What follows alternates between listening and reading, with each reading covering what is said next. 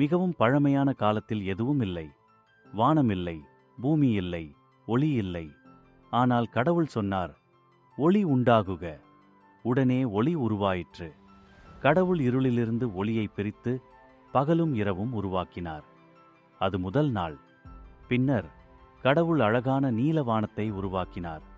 அவர் பூமியின் மீது காற்றையும் வட்டக்கேள்வியும் உருவாக்கினார். இப்பொழுது பூமிக்கு மேல் வானமும் கீழே நீரும் இருந்தது.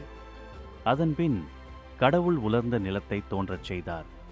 அவர் உயரமான மலைகள், மென்மையான மண், மணலான கடற்கரை போன்றவற்றை உருவாக்கினார்.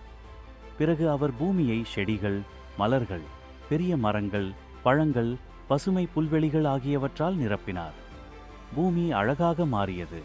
கடவுள் வானத்தை பார்த்து அதை மேலும் சிறப்பாக ஆக்கினார். அவர் பகலில் பிரகாசிக்க சூரியனை, இரவில் ஒளிர சந்திரனை, விண்ணில் மின்னச் செய்ய நட்சத்திரங்களை உருவாக்கினார். இப்போது காலத்தை காலை, மதியம், இரவு நாம் அறிய முடிந்தது. பின்னர் கடவுள் கடல்களை மீன்கள், டால்பின்கள் மற்றும் பலவிதமான நீரியல் உயிரினங்களால் நிரப்பினார்.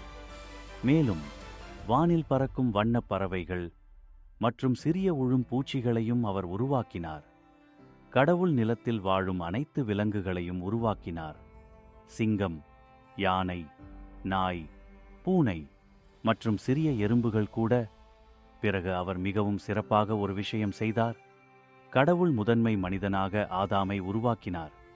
அவருக்கு பூமி மற்றும் அதன் எல்லாவற்றையும் பராமரிக்க ஒரு முக்கியமான பொறுப்பை கொடுத்தார்.